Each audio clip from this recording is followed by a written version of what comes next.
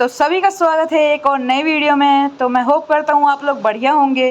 तो आज हम लोग डिस्कस करने वाले हैं एनएससी जीएस 2026 के रोड मैप के बारे में कि कोई बिगनर हो, क्लास 8, 9, 10 का बच्चा हो, कैसे जाके ये एनएससी जीएस को क्रैक कर सकता है।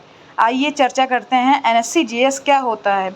ये इसका एनएससी जीएस का फुल फॉर्म होता है national standard examination in junior science. ये पहली स्टेज होती है आईजेएसओ के लिए, इंटरनेशनल जूनियर साइंस ओलंपियाड, जिसमें आप अभी देख सकते हैं संचित पटेल सिलेक्ट हुआ है। वो भी हमारे जूनियर हैं जो कि सिलेक्ट हुए हैं आईजेएसओ के लिए, फिजिक्स वाला ओलंपियाड वाला चैनल की तरफ से। तो ये कंडक्ट किया जाता है Indian association of physics teacher IAPT। तो इसमें रोड मैप इसका ऐसे है, पहले एनएससी जीएस अगर आपने क्वालिफाई किया तो उसके बाद आपको देना पड़ेगा INJSO, Indian national junior science olympiad. फिर उसके बाद आपका OCSC कैंप होगा।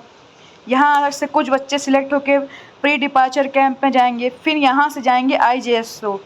तो ये थी हमारी IJSO की रोड मैप। मतलब यहाँ ये स्टेप्स आपको क्वालिफाई करने पड़ेंगे, तब IJSO international junior science olympiad में आप पहुँचेंगे और तब अपने देश को आप रिप्रेजेंट कर पाएंगे।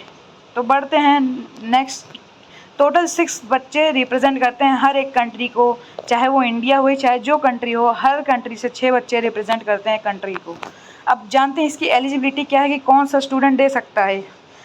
स्टूडेंट स्टडिंग इन क्लास 8, 9 और 10th में, मतलब वो पास नहीं होना चाहिए 10th से पहले ही, मतलब 10th में दे सकता है दिसंबर से पहले, मतलब वो 10th क्लास के बोर्ड एग्ज़ाम ना दिया हो तब वो दे सकता है कि ये एग्ज़ाम को, और 9th के बच्चे और 8 के बच्चे भी दे सकते हैं।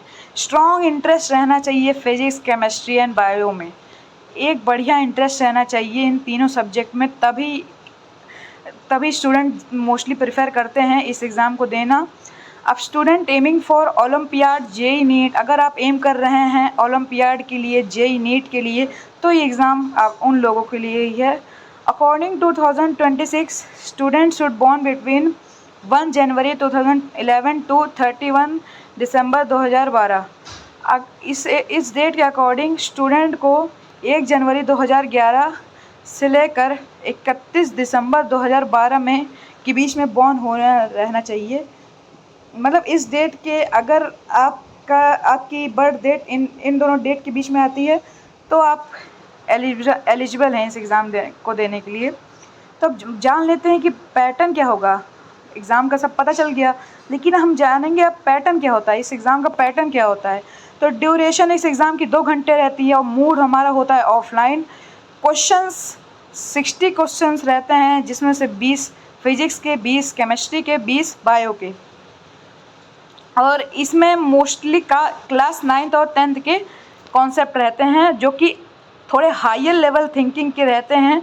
कॉन्सेप्ट्स क्लास 9th और 10th के रहते हैं जिनको थोड़ा ओलंपियाड लेवल थिंकिंग में कन्वर्ट कर दिया जाता है। अब बढ़ते हैं कौन सी बुक्स आपको लगानी चाहिए जिससे आपका एनएससी जीएस पहली बारी में क्लियर हो जाए। तो फिजिक्स के लिए सबसे पहले आप एनसीईआरटी पूरी कवर करिए और आईआईटी फाउंडेशन की फ़िज़िक्स बुक करिए और PY की यूज़ कर लीजिए फिजिक्स के लिए। केमिस्ट्री के लिए एनसीईआरटी मस्ट है। एनसीईआरटी हर सब्जेक्ट के लिए मस्ट है कि अगर आप एनसीईआरटी कर रहे हैं तो आपका बेसिक स्ट्रांग होगा। तो एनसीईआरटी क्लास 9, 10th की करनी है और आईआईटी फाउंडेशन केमिस्ट्री बुक लेनी है, ठीक है, जो कि आपको पियर्सन की मिल जाएगी ऑनलाइन, फ्लिपकार्ट, अमेज़ॉन पे अवेलेबल है।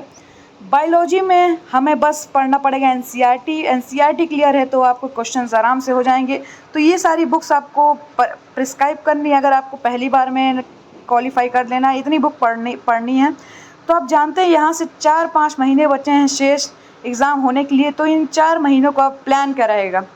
पहला फेज़ हमारा रहेगा जून-जुलाई का, जिसमें आपको कंप्लीट करना है अपनी एनसीईआरटी क्लास 9 और बिल्ड कॉन्सेप्ट, अपने कॉन्सेप्ट को बिल्ड करना है और नोट्स बनाने हैं। और स्टडी टाइम आपका ये फेज़ 1 का रहना चाहिए। फिजिक्स के 1.5 घंटे, केमिस्ट्री के 1 घंटे, बायोलॉजी के 1 घंटे, मैथ्स के 1 घंटे, क्योंकि न्यूमेरिकल्स में मैथ्स भी यूज़ होती है। तो बेसिक मैथ्स हो गया, ट्रिग्नोमेट्री हो गई, नंबर सिस्टम हो गया, ये सब बेसिक जो मैथ्स रहती है इसमें इन्वॉल्व रहती है, तो बेसिक मैथ्स भी आपको पढ़ना पड़ेगा।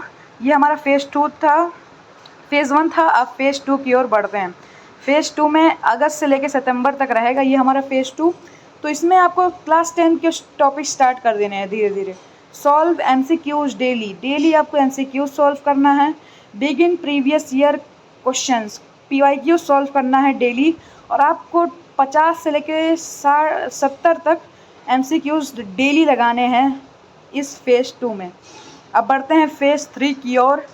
अक्टूबर मंथ में होगा ये, जिसमें पूरा सिलेबस आएगा, जो इसमें आपको फुल सिलेबस रिवीजन करना है, और इसमें वीकली मॉक टेस्ट भी आपको देना है, और एक फॉर्मूले की नोटबुक रिवीजन के लिए बनानी है। Target 3 full length paper, 4 month phase 4। अब प्रिपरेशन का हमारा फेज़ 4 आता है, जिसमें बस आपको रिवीजन करने हैं, पीवाईक्यूज करने हैं, मॉक टेस्ट करने हैं, और कुछ नहीं करना है। इतने 3 मंथ में पहले आपको 3 फेज़ों में क्लियर कर लेना है कॉन्सेप्ट, न्यूमेरिकल्स, एवरीथिंग। अब बढ़ते हैं, अगर कोई क्लास 9 का बच्चा देना चाहे तो उसकी स्ट्रैटेजी क्या रहनी चाहिए। Finish NCERT थ्रूली, solve olympiad question, daily olympiad question लगाने हैं, रिवाइज वीकली, कॉन्सेप्ट क्लैरिटी पे आपको फोकस करना है, स्टार्ट प्रिपरेशन अर्ली, आपको जल्दी प्रिपरेशन चालू करनी है, ठीक है। एग्ज़ाम के ये नहीं कि हाँ भाई 10-15 दिन पहले, ये 10-15 दिन पहले वाला एग्ज़ाम नहीं होगा, ये इसको ज़्यादा पढ़ के आपको देना पड़ेगा, बिना आप इसको समय दिए आप नहीं कर सकते हैं।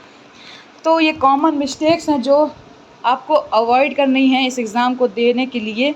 तो आपको थ्योरी नहीं पढ़नी है, आपको बढ़िया से उसके बारे में समझना है, आपको न्यूमेरिकल्स बढ़िया से लगाने हैं, आपको थ्योरी से काम नहीं चलेगा।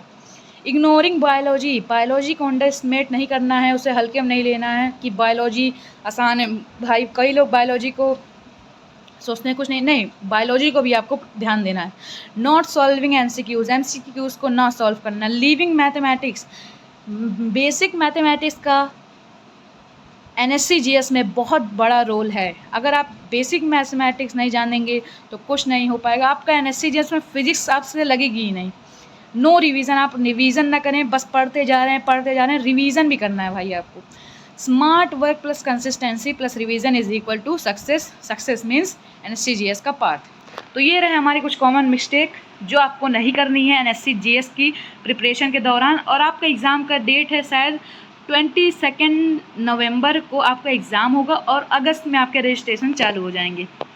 तो ये थे आज की हमारी video. Best witches for NSC GS 2026। आपको कंसिस्टेंट रहना है और डेली प्रैक्टिस करते रहना है, तो जल्दी आप देखेंगे कि आपका सिलेक्शन एनएससी जीएस में हो गया है।